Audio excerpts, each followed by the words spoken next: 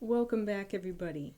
So today we're going to start talking about two alternative coordinate systems for three-dimensional space, called the spherical and cylindrical coordinate systems. This is basically the equivalent of the polar coordinate system that acted as an alternative coordinate system in two-dimensional space. Now, this material is super important for Math 254, as is the polar coordinate system. The more you can understand these ideas, the more of an advantage that you will have when you get to Calculus 4. So I strongly encourage you to take whatever time is needed to really internalize this material. By the end of today, what should we be able to do? We should be able to describe the graphical meaning of each of the coordinates in the spherical and cylindrical coordinate systems. We should be able to use that understanding to plot points in those coordinate systems, and we should be able to convert between the spherical, cylindrical, and the rectangular coordinate systems for three-dimensional points. Now, before we get into the cylindrical coordinate system, let's take a step back and review a little bit about the polar coordinate system for locations in 2D space. The cylindrical coordinate system is going to be a very natural extension of polar, so the more we can understand polar, the better. Now, a point in two-dimensional space, the location of that point could be described in one of two ways. The first way, and the one that's used most often, is what's called the Cartesian/rectangular coordinate system, which is denoted by the variables x and y. X tells you how far to go and in what direction you should travel horizontally, and the y coordinate tells you how far and in what direction you should travel vertically. However, one can also specify a location in two-dimensional space by specifying a distance from the origin and an angle. Theta represented the angle made with the positive x-axis. R represented the distance that you travel from the origin. The coordinate r represented the point's distance from the two-dimensional origin, 0, 0. The coordinate theta represented the point's angle with the positive x-axis.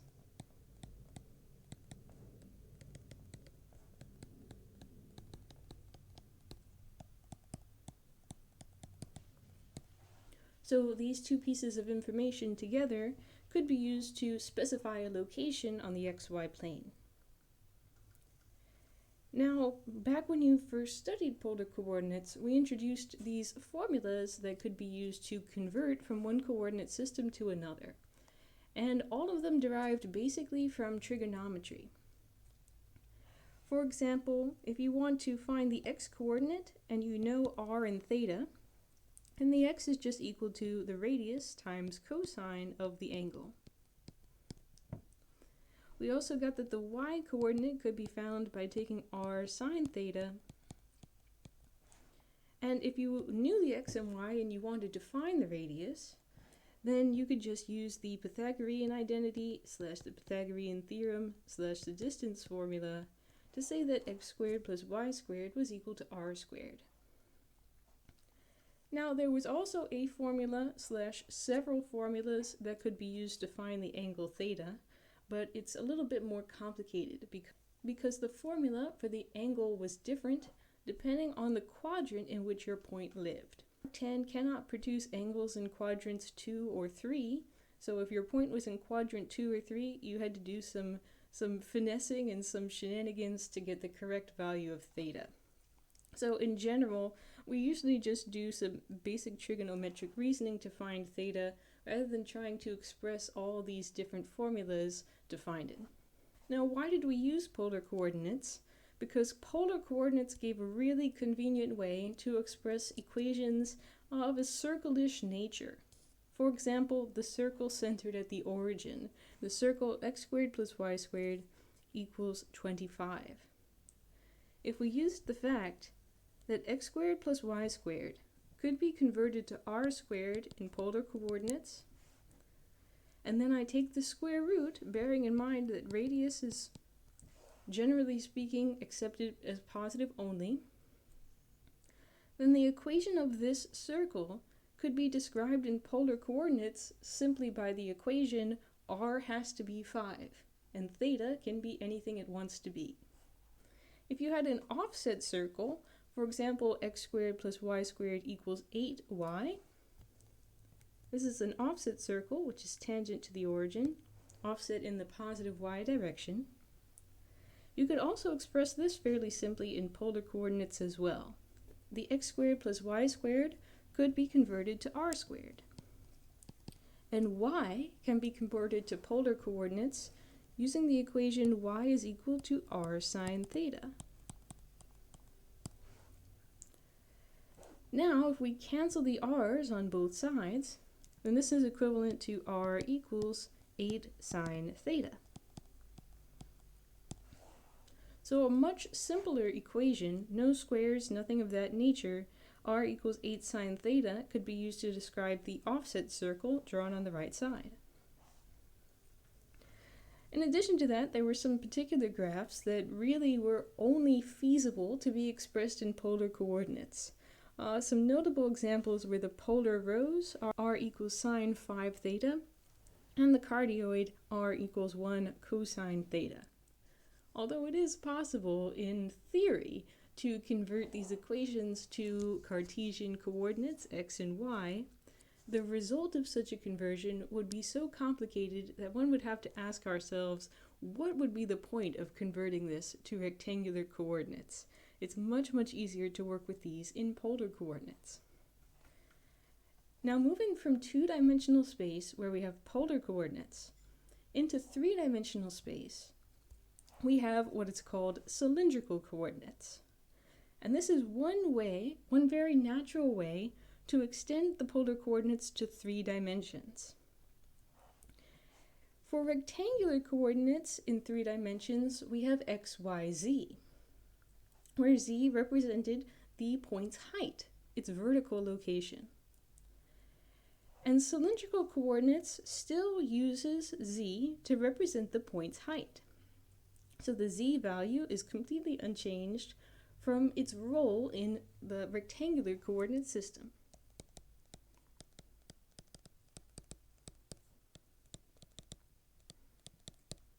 The only difference between the 3D rectangular system and the 3D cylindrical system is that instead of using xy to specify the point's horizontal location, we instead use the polar coordinates r and theta.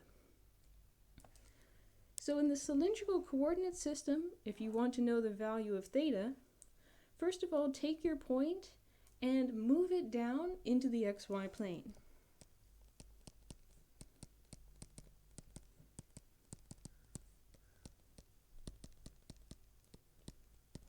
As indicated in this drawing here, if your point is located here with some positive z value, then adjust the height of the point until it's living inside the xy plane. Once your point lives inside the xy plane, go ahead and find that point's distance from the origin. That is the value of r.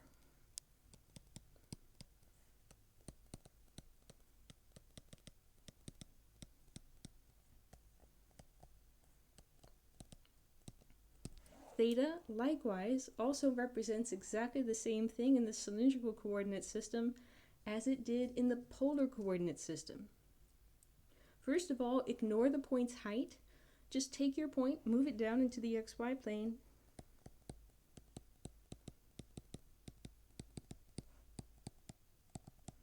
And then, just like you did in polar, consider the point's angle with the positive x-axis.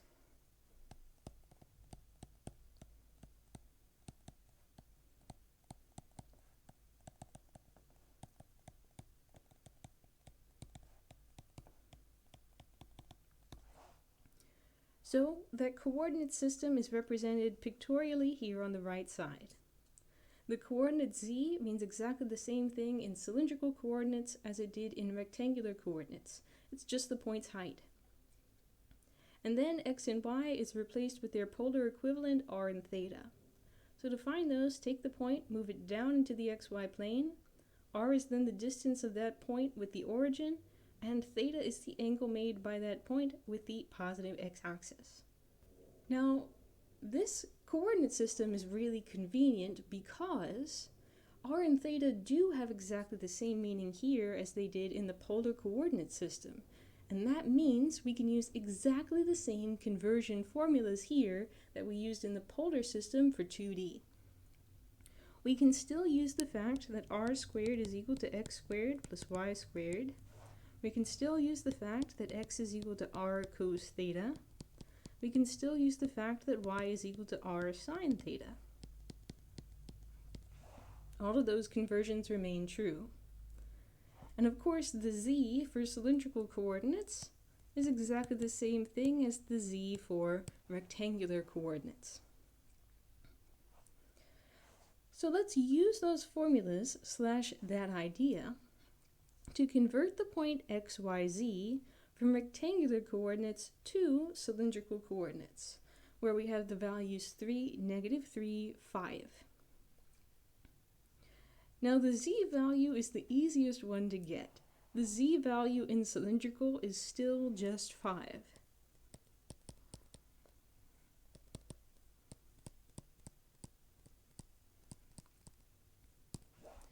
To find the value of r, we can just use the formula that r squared is equal to x squared plus y squared. So x is 3, y is -3, so r squared is 18, so r is equal to 3√2. Now to find the value of theta, we can use a combination of some drawings and some trigonometry. I'm going to consider what this point is doing in terms of xy values. I'm told that the x is +3 and the y is equal but opposite in sign, -3. Now perhaps you can see it immediately. When the x and y values are equal in magnitude, then the angle is always going to have some relationship to pi/4 radians, aka 45 degrees. In this case, because the point is located in quadrant 4, the angle can be taken as either -45 degrees, -pi/4 radians, or you can think of it as 7pi/4 if you need a positive value of theta.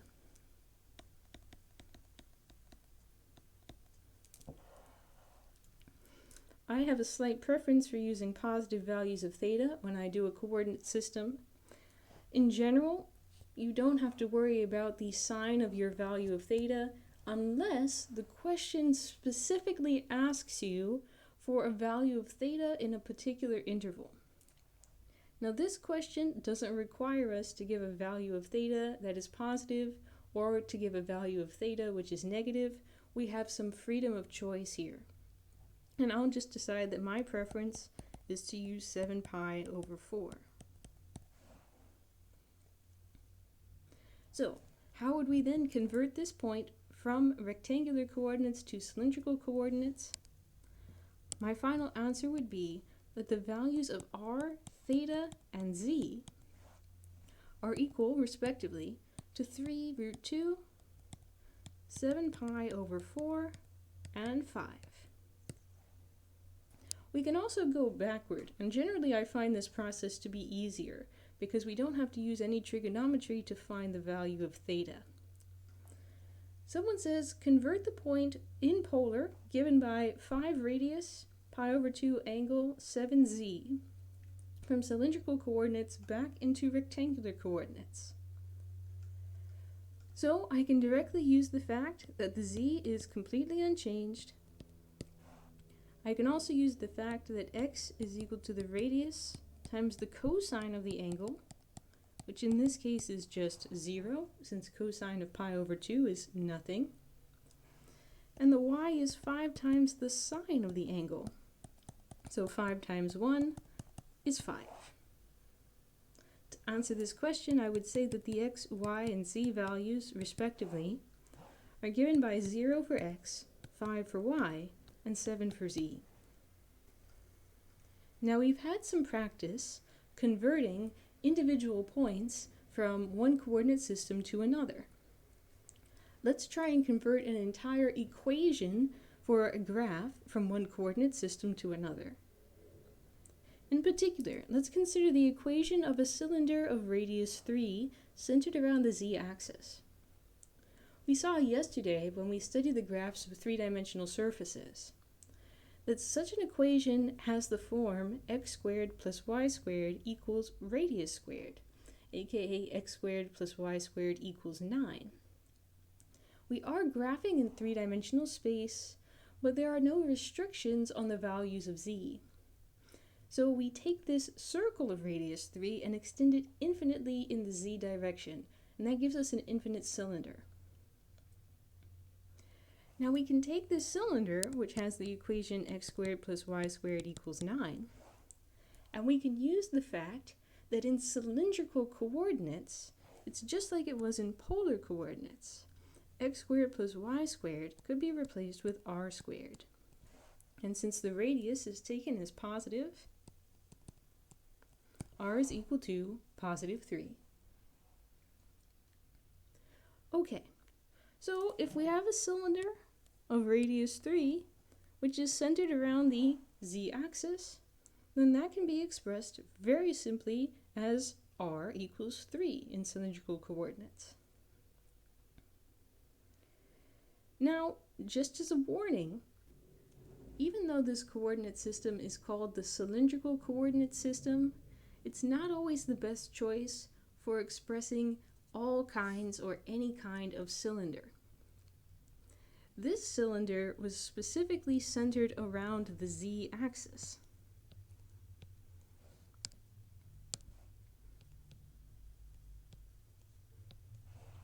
And cylindrical coordinate systems are absolutely perfect for expressing that kind of cylinder, centered around the z-axis, going straight up and down.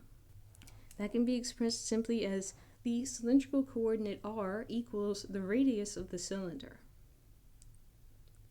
However, if your cylinder is centered around some other line, maybe not the z-axis, but maybe your cylinder is offset slightly, maybe your cylinder is centered around some vertical line that's over here in the first octant, or maybe your cylinder isn't vertical at all. Maybe it's tilted, maybe it's on its side. Maybe it's centered around the y-axis, for example. The cylindrical coordinate system does not really work that well to express these kinds of cylinders. So make no mistake, the name is a little bit misleading. Cylindrical coordinate system is great for cylinders specifically centered around the z-axis, not for any cylinder of any variety. I would say the general rule is that cylindrical coordinate systems are ideal if you're working with something that contains the quantity x squared plus y squared, because this can be reduced in polar coordinates to r squared. One of the most extreme examples of this is for the equation of a cone. Now, if I wanted to convert this equation from rectangular to cylindrical, then all that I would have to do is take that x squared plus y squared and convert it to r squared. And since r is positive, or at least non-negative, when I take the square root of r squared, the quantity simplifies simply to r itself. No absolute value is required because r is not negative. So the equation of a cone, of this particular cone in rectangular coordinates, is super simple. Z is equal to r, full stop, that's it. Now, two-dimensional space had two typically used coordinate systems. Three-dimensional space has three typically used coordinate systems. We have the rectangular coordinate system, which is great when you're expressing rectangles. You have the cylindrical coordinate system, which is great when you're expressing cylinders centered around the z-axis. And we have the spherical coordinate system, which is great for expressing spheres or certain portions of spheres. This represents a slightly different approach to extending polar coordinates to three-dimensional space. This one says, instead of describing the object's height in terms of the variable z, let's describe the object's height by using a second angle. I'll use one angle, theta, to represent, in some sense, our longitude. And then we introduce a second angle, phi, which in some sense represents the object's latitude. It's a vertical angle that represents how far we should angle ourselves down from the positive z-axis. So the spherical coordinate system consists of three quantities. 3 dimensions always requires 3 quantities. And the first quantity is given by the Greek letter, which is called rho.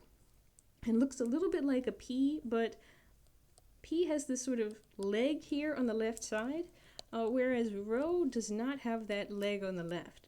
It's written from bottom to top. So in a single pencil stroke, you can write the letter rho from bottom to top as here.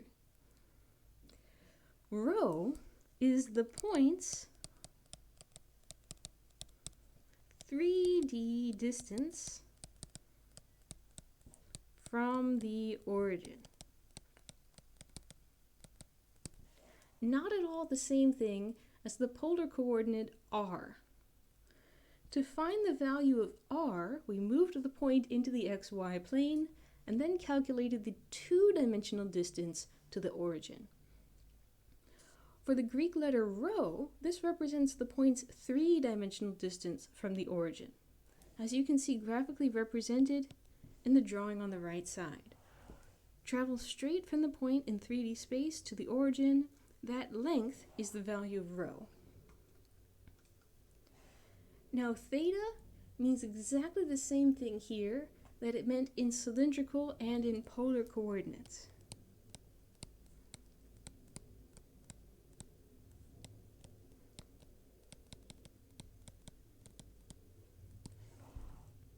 The exact same meaning as in cylindrical, which is to say that you want to take your point, push it down into the xy plane, and then look at the angle with the positive x-axis. Phi, the Greek letter phi, is the quantity that's telling you your object's height, its vertical location. In this case, you're looking at the angle made by the point with the positive z-axis.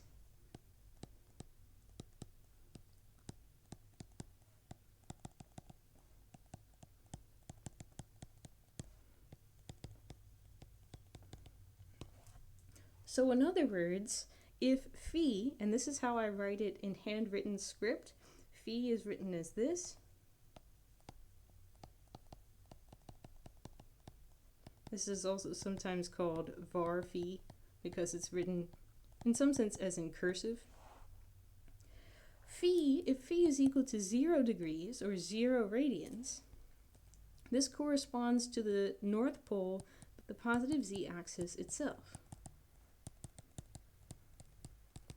Any point with phi equals 0 has not come down at all from the North Pole, so it's located on the positive z-axis. If phi is equal to pi over 2, for example, or 90 degrees, then the point makes a 90-degree angle with the positive z-axis. It's come down in some sense halfway.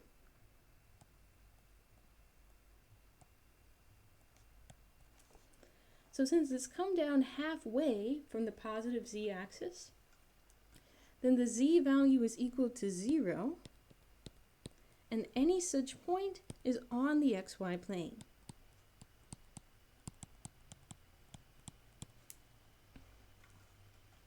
Phi comes down 90 degrees from the positive z-axis.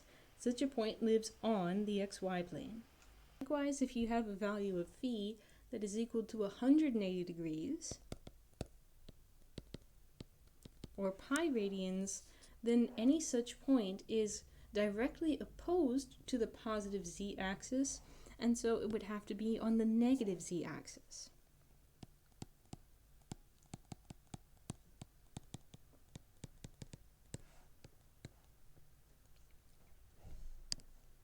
(180 degrees from positive z brings you down to negative z.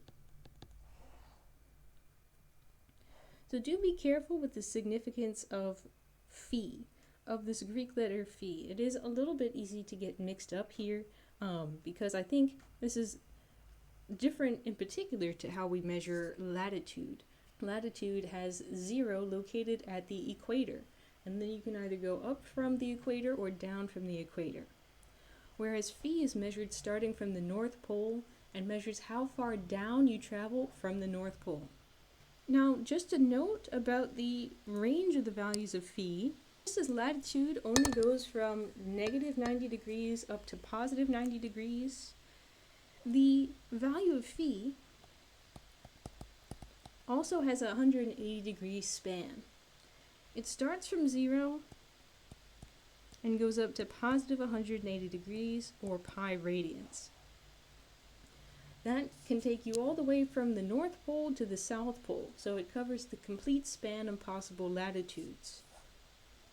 Now, just as there were several formulas for the conversions between the cylindrical and rectangular coordinate systems, there are also a number of formulas for the conversion between the spherical, cylindrical, and rectangular coordinate systems. And all of them follow from right triangle trigonometry and the distance formula. We defined the coordinate rho as representing the three-dimensional distance from the point to the origin. As a consequence of the 3D distance formula, rho squared must be equal to x squared plus y squared plus z squared. Almost the same as the formula for the polar coordinate r, but since this is the 3D distance, we have this extra term z squared.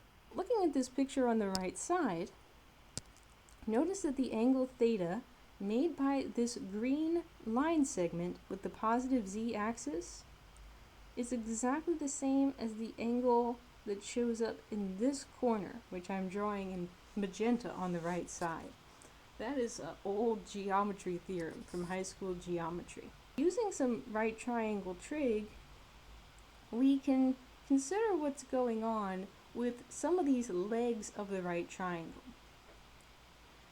Notice that rho, the distance from the point to the origin, represents the hypotenuse of this triangle.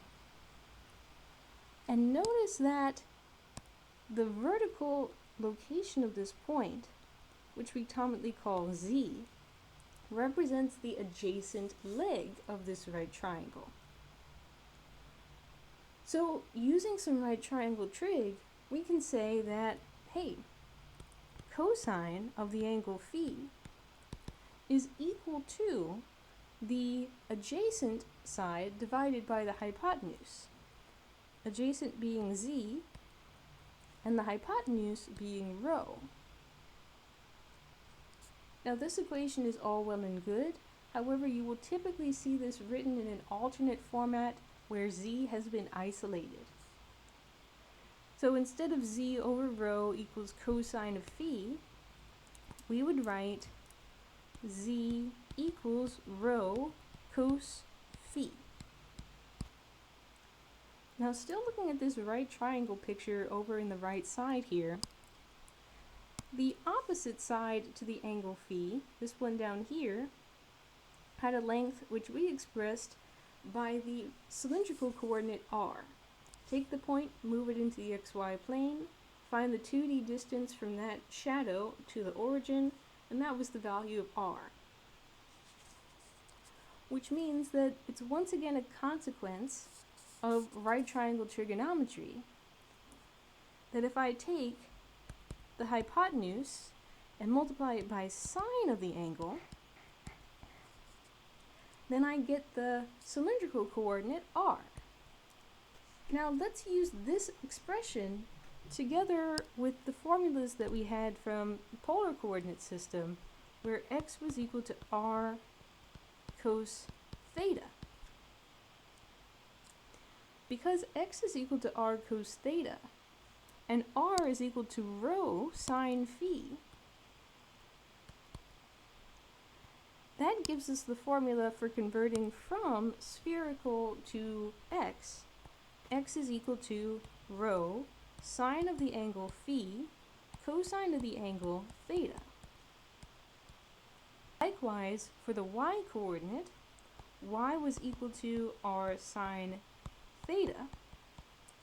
R is equal to rho sine phi, which means y in spherical coordinates is rho sine phi sine theta. So of these, the most important is this formula, y equals rho sine phi sine theta. This one here, x equals rho sine phi cosine theta. Z equals rho cosine phi. And rho squared equals x squared plus y squared plus z squared. These are hugely important. You're going to use them a lot for conversion between spherical and rectangular coordinates. Now this one written in orange here is also really useful as a way of quickly converting between the spherical and the polar coordinate system. R is equal to rho sine phi. Let's do a quick exercise. Let's go ahead and convert the spherical point where rho is equal to 3, where theta is equal to pi over 4, and where phi is equal to 3 pi over 4 into rectangular coordinates. Now the first thing that I want to do is I want to check and make sure that I understand the spherical coordinate system well enough that I can confirm whether the answer that I got makes sense. Theta equals pi over 4 says that the point's angle with the positive x-axis should be pi over 4 units. So about 45 degrees measured counterclockwise from positive x to positive y. Now, phi is equal to 3 pi over 4. So in other words, this is just 45 degrees short of 180 degrees, or 135 degrees if you prefer. So from the positive z-axis, we start measuring down, and we measure down past 90 degrees. We measure even below that, so the point is going to be below the xy plane. So I expect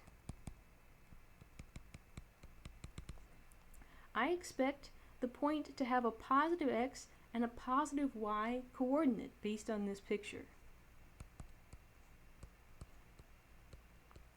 because the theta is corresponding to the first quadrant where both x and y are positive. Because we have such a large value of phi, that value of phi has passed the equator and is now pointing down into the southern hemisphere. So I expect that the z value of my answer is going to be negative. Having written down those expectations so that I know whether or not the answer that I get makes sense, let's go ahead and let's use those formulas for the conversion between the spherical and rectangular coordinate system. For example, we know that if we want the z value, that can be found by taking rho times cosine of the angle phi. In our particular problem, the value of rho is given to us as 3 units, and the value of phi is given to us as 3 pi over 4 units. So from the unit circle, cosine of 3 pi over 4 is equal to negative 1 over root 2. So the z value is negative 3 over root 2. And this does match what we expected to get from our picture. phi value is large enough that the point is in the southern hemisphere and has a negative z value. Okay, now our x value can be found by taking rho, this time sine of the angle phi, because that's the r portion, and then cosine of the angle theta, because we are working with the x component. So in this case, our rho is equal to 3, our phi is equal to 3 pi over 4, and our theta is equal to pi over 4.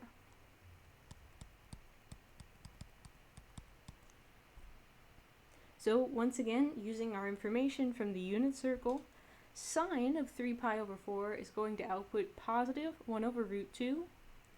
Cosine of pi over 4 is going to output positive 1 over root 2.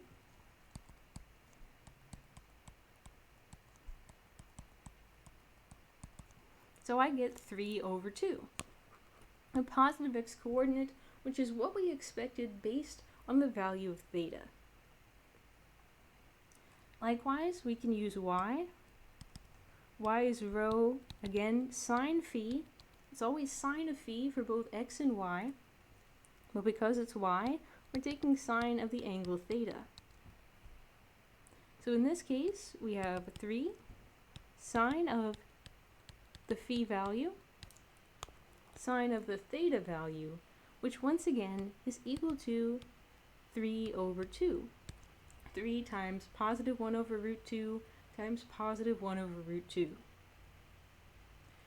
To conclude this question, all I have to do now is put these coordinates in order to say that the x, y, and z values are, respectively, equal to 3 over 2 for x, 3 over 2 for y, and negative 3 over root 2 for z. We can also go in the reverse direction. Let's convert the Cartesian point 1, 1, and 1 times root 2 to spherical coordinates. Once again, we can take a step back and we can think about what we should expect. First of all, since both x and y are positive,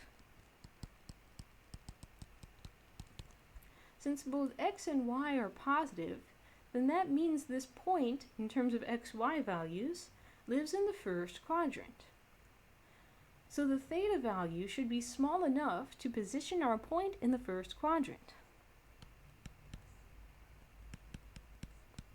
I'm expecting a value of theta, which is between pi over 2 and 0. In this case, the z is also positive. Because the z is a positive number, this point is located in the northern hemisphere, which means that we haven't gone down that far from the positive z-axis.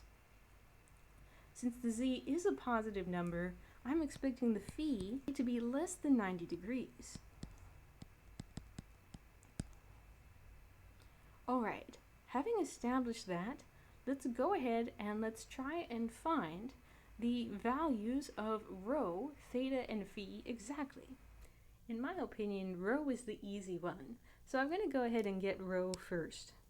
We have the distance formula, which says that rho squared is equal to x squared plus y squared plus z squared.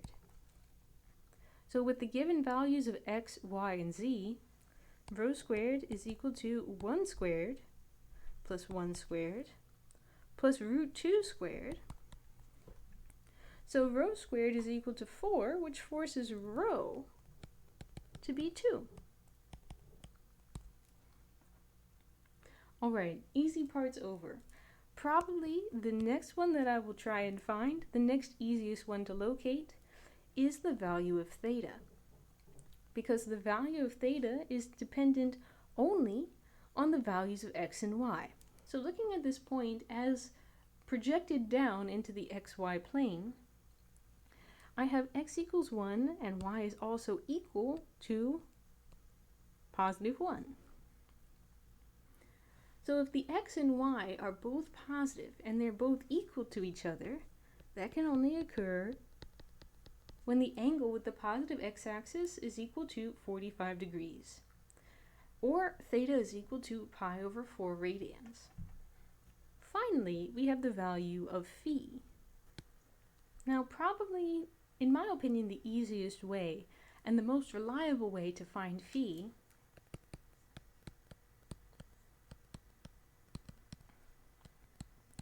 I'm going to go ahead and I'm going to use the equation which says that z is equal to rho cosine phi. In other words, cosine of the angle phi is equal to z divided by rho. I'm going to use this equation at this point because I now know the value of z. That was given to me as 1 root 2, or simply root 2 if you prefer. And we just calculated that the value of rho was equal to 2 units. So what angle phi gives you a cosine that's equal to root 2 over 2, bearing in mind that we expect this phi to be between 0 and 90 degrees? Well, from our unit circle, we can take phi once again to be pi over 4 units, as cosine of pi over 4 is equivalent to root 2 over 2.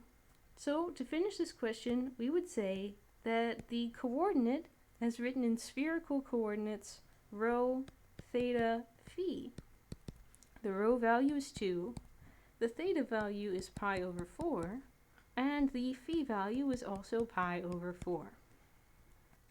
Now, as promised, the spherical coordinate system gives you a super convenient way to represent equations of spheres, in particular spheres centered at the origin. For example, the sphere of radius 3, centered at the origin, is given by x squared plus y squared plus z squared equals 9 in rectangular coordinates. However, if we wanted to rewrite this in spherical coordinates, then we can say, hey, I recognize that x squared plus y squared equals z squared. That's equal to rho squared in spherical. So this equation is the same thing as rho squared equals 9, or rho equals 3. Rho equals 3 is the equation that must be satisfied by every point on a sphere of radius 3 centered at the origin. Now, the same kind of warning, the same kind of caveat applies here as we had in the cylindrical coordinate system section. Spherical coordinates are great for spheres centered at the origin, but they don't work so well for spheres that are centered in other locations. For example, x minus 1 squared plus y minus 2 squared plus z plus 3 squared equals 16, which has its center at the point 1, 2 minus 3. The spherical coordinate system is not nearly as appropriate here. It's not nearly as useful here as it was in the previous example. So this is not good for all spheres. This is good for spheres that are centered at the origin specifically. That concludes today's material. We reviewed the polar coordinate system and looked at its natural extension into three-dimensional space called the cylindrical coordinate system. We looked at the meanings of the coordinates r, theta, and z in three-dimensional space, and we studied and used some formulas to convert between cylindrical and rectangular coordinates.